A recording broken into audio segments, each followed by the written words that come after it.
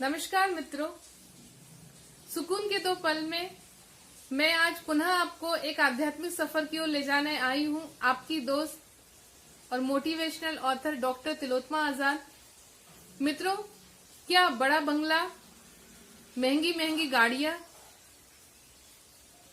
और 2-4 नौकर होने से जीवन में सुकून आ जाता है? अगर ऐसा ही होता तो महंगी गाड़ियों में बैठने वाले सुख का अनुभव करते, लेकिन सुकून की परिभाषा ही कुछ और है। उसी की ओर मैं आपको लेकर जाऊंगी। नहीं मित्रों, अगर ऐसा होता तो एक फकीर कभी भी सुकून का अनुभव नहीं कर पाता। सुकून तो जीवन में तब आता है जब चाहा गई चिंता मिटी, मनवा बेपरवाह। मित्रों, माला को हाथ में लेकर ईश्वर का ध्यान करने से कतई ये नहीं कि हमारा मन ईश्वर में ही रमा रहे। संत कबीरदास जी ने भी क्या खूब कहा है कि जब ये बिना गिने देता है तो फिर हम इसका स्मरण, इसका ध्यान क्यों गिन गिन कर करते हैं। आज के इस सेशन में हम चर्चा करने जा रहे हैं कि एक भक्त की अवस्था कैसी होती है। एक छोटी सी कहानी के माध्यम से आपको समझाने का प्रयत्न करूंगी, और जब ये कहानी आपके जीवन में उतरेगी तो आपके जीवन में सुकून के 2 पल भी आएंगे। एक बार की बात है जब लंकापति रावण का वध कर और विभीषण का राज्याभिषेक कर भगवान राम अयोध्या लौटे। जब भगवान राम अयोध्या लौटे तो मारुति नंदन, महावीर, हनुमान जी भी उनके साथ आए। भगवान श्री राम ने हनुमान जी की भक्ति को देखकर बहुत प्रसन्न होकर एक माला उन्हें उपहार में दी।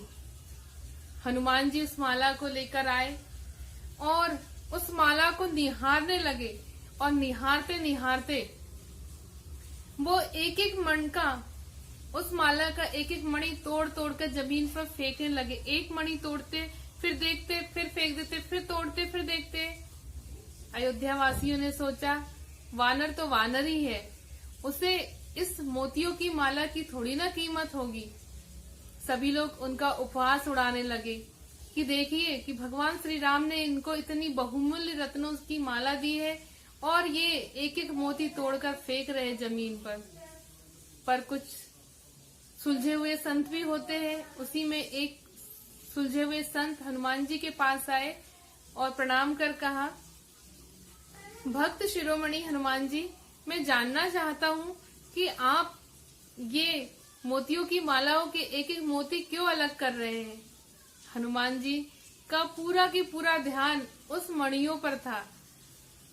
भक्त शिरोमणि हनुमान जी ने उत्तर दिया कि ये माला मेरे प्रभु श्री राम ने मुझे दी है, और जो चीज मेरे प्रभु श्री राम ने मुझे दी है तो इसमें मेरे प्रभु श्री राम होंगे, तो मैं एक एक मण का, एक एक मोती में अपने इष्ट के दर्शन करना चाह रहा हूँ। मैं देख रहा हूँ कि मेरे श्री राम इनमें कहाँ कहाँ है।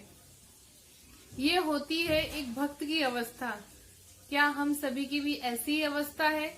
जिस दिन ये अवस्था हम सभी की हो जाएगी तो हमारे जीवन में भी सुकून के पल आना निश्चित है। मित्रों, हमें हर एक कर्म करते हुए इस निराकार, इस परमात्मा, इस ईश्वर का ध्यान करना है।